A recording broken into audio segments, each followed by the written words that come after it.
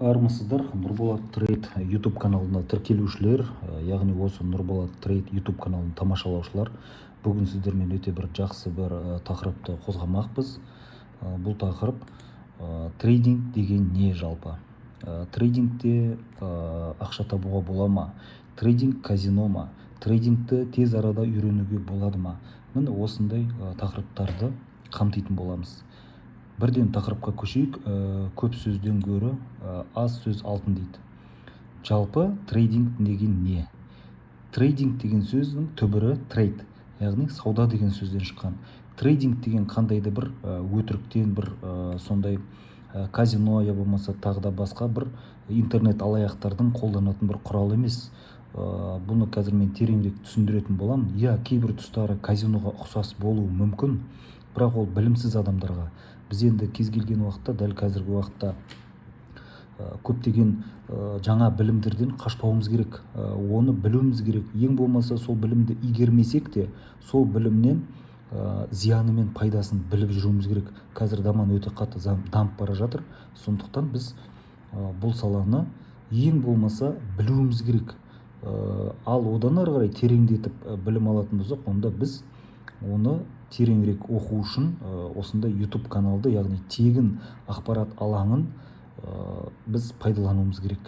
Сондықтан барлық нәрсе қазір небір мықты білімдердің барлығы осы әлеуметтік желілерде, оның ішінде түрге бөлінеді. Енді TikTok, Instagram, Facebook және YouTube. Ең нақты, салмақты, көптеген мәнді, мағыналы, толығырақ ақпаратты алу үшін біз әрине YouTube-қа өтеміз. YouTube-тан келіп қараймыз. Сондықтан YouTube каналдан алар білім өте көп. Мен өз басым YouTube-тан өте көп нәрселер үйрендім. YouTube-тан ақша табу бойынша түрлі курстарды оқып, түрлі осы YouTube-тан білім алдым. Көбін 90%-ын тегін осы жерден алдым. Одан музыкалық инструменттерді ойнау осы YouTube-тан қарап үйрендім. Және де дәл қазіргі уақытта трейдингті үйреніп жүргеніме мінекей біраз айдың 100-і болды. Сол үйренгенмен сіздермен де тегін бөлісейін деп отырмын. Себебі осы трейдингтен ақша табу деп, тіпті трейдинг туралы мұрнына исі бармайтын адамдар да ақша табу жолында жүр. Яғни олар әбден жаңағы маркетингті, тағы да басқа нәрселерді меңгеріп алған, ақша табуды, яғни сата біледі, бірақ өзінде білім болмаса да жобамен әйтеуір уақытша болса да пайда тауып қалуға, ақша тауып қалуға тырысып, өтірік білімді, пайда таппайтын білімді әйтеуір тықпалайды. Соның ішінде алданып қалып жатамыз көбіміз. Енді мен сіздерге нақты жаңа сөзім басында айтып өттім ғой, аз сөз алтын деп. Нақты іске көшейін. Трейдинг деген не? Трейдинг деген ағылшын сөзі, трейд деген сөзден түбірі шыққан, яғни сауда, кәдімгі сауда. Енді бұл жерде сауданы қалай жасаймыз? Біреуге барамыз ба, бір адамнан барып товарды аламыз ба, ол товарды алып сатамыз ба, жоқ әлде бір қандай да бір жерге тіркеліп, сол жерден біз ақша аударып қойып күтіп отырамыз ба? Жалпы трейдинг деген не ол дейтін болсақ, чайниктерге, яғни чайник секілді, яғни шайнек секілді бұрқ-сарқ қайнап бірдеңе үйренгісі келіп, бірақ түсінбей жатады. Осы трейдинг деген не ол, бірақ қаяқтан түсінем, бұл не нәрсе деп ойлап жүрген адамдар болатын болса, яғни чайниктер деп айтамыз ғой. Ол кісілерге осы трейдинг туралы нақты түсіндіріп өтетін боламын. Трейд, яғни ағылшын сөзі сауда. Бұл жерде не сатамыз? Бұл жерде түрлі сала бар, түрлі жаңағы акциялар дейміз. Жалпы трейдинг деген нәрсе 1801 жылы мекен, 1806 жыл мекен, яғни 18 ғасырда сонау Америкада басталған. Өздеріңіз көріп отырсаңыздар, қазіргі уақытта кофеханаларда, яғни кафейняларда, я болмаса бір табиғат аясында, не болмаса үйінде отырып, не болмаса офиста отырып, компьютердің бетін, не болмаса ноутбукты ашып қойып, бір қандай да бір графиктар кетіп жатады, жоғары төмен қызыл, жасыл, қара, ақ деген сияқты түрлі түстегі графиктер. Сол графиктер кетіп жатады, олар сода үңіліп қарап отырады. Яғни сол арқылы ақша табады. Ол дегеніңіз әрі бері қозғалып жатқан график бірде жоғары төмен дейді, бірде төмен кетеді. Жоғары және төмен кетіп отырады. Сол аралықтан ақша табады. Яғни жоғары кеткен кезде график, ол баға сол қымбаттайды. Яғни не қымбаттайды? Әртүрлі, мысалға түрлі саласы бар бұл трейдингтің өзі жалпы мен білетін бір 4-5 саласы бар. Оның ішінде ең біріншісі акция. Мысалға кез келген мынау әсіресе дамыған елдерде түрлі акцияларды сатады. Яғни үлкен ірі компаниялар, банктер өздерінің акцияларын шығарады және сол акцияларды сатады. Ол акцияларды сатып алған адам сол акционер болады, сол жердің үлескері болады. Яғни сол акцияны сатып алып, уақытша сатып жіберуді біз осы трейдинг дейміз, қысқаша айтқан кезде. Біз енді ол акцияны компанияға кіріп сатып алмаймыз. Біз үйде отырып та жасай береміз. Бұның бір ең оңай жері. Бірақ бұл трейдингті барлығы айтады. Әрине оңай жолмен ақша табуға болады, бірақ өте қиын жолдан өтуіміз керек. Яғни былайша айтады, қиын жолмен оңай табылатын ақша деп айтады.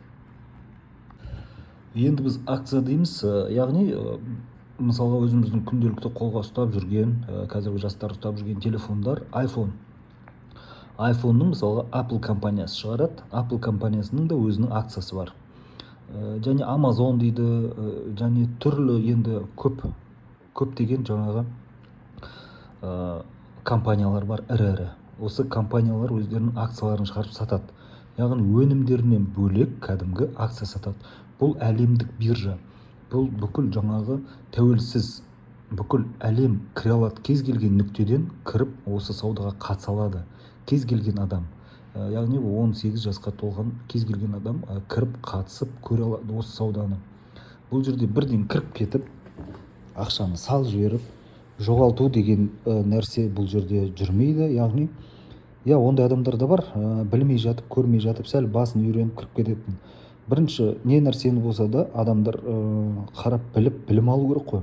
Сондықтан бұл трейдингте ең бастысы өзінің жаңа платформалары бар. TradingView деген сайтқа кіріп, сол жерге тіркеліп, яғни Google-дан, тағы да басынан айтайын, Google-дан, яғни сіздің Google аккаунтыңыз болады ғой.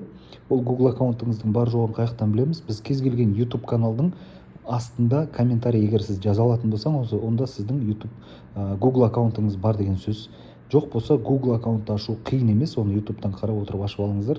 Google аккаунтыңыз болу керек, электронды поштаңыз болу керек деген сияқты өзінің бір осындай талаптары бар. Соның барлығын реттеп алғаннан кейін бірден кіресіз де осы TradingView платформасына тіркелесіз. Және TradingView платформасынан ол жерден сіз ешқандай ақша төлемейсіз, және ол да сізге ақша бермейді. Ол тек қана график ретінде біз соны пайдаланамыз. Сол жерден қарап отырып, дәл қазіргі уақытта сауда қалай болып жатыр. Мейлі акция болсын, мейлі Форекс болсын. Форекс дегеніміз, яғни түрлі металдармен жаңағы құнды қағаздарды, сондай мысалға саудаланатын түрі Форекс. Жалпы трейдинг бірнеше түрге бөлінеді. Айттым ғой, 5-6 түрін өзім білетін.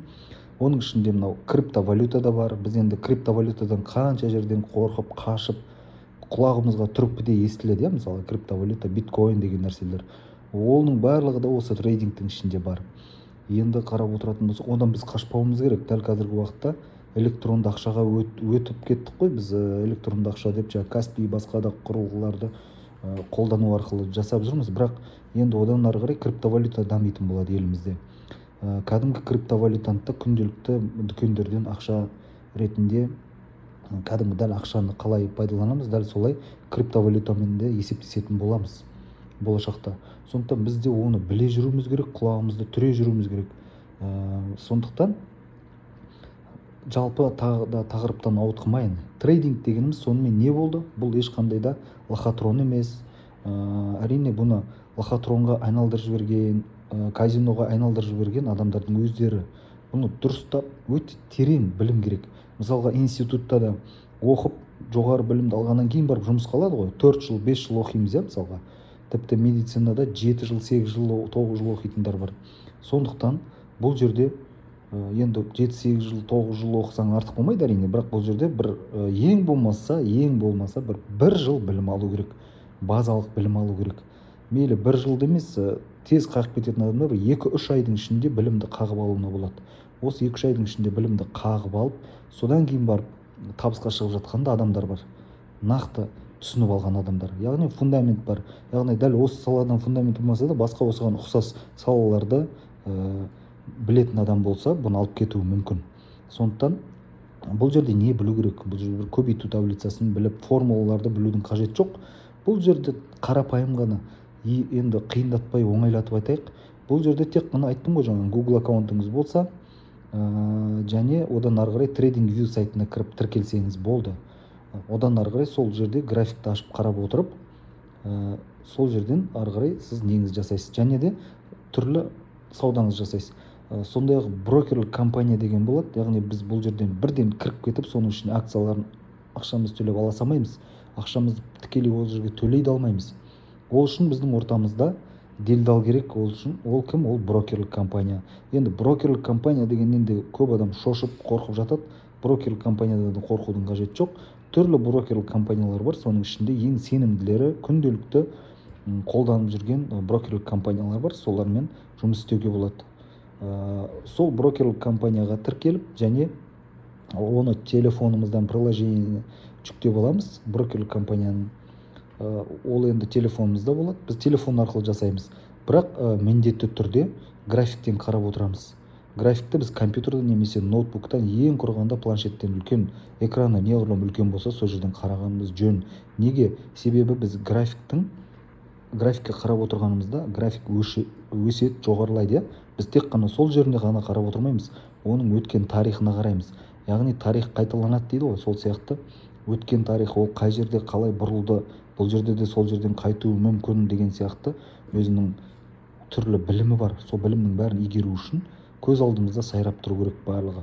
Яғни жүріп өткен даңғыл жолдары, яғни жаңағы графиктің жүріп өткен жолдарын біз білу үшін экранға қарап отыруымыз керек. Үнемі азаннан кешке дейін қарап отыру маңызды емес.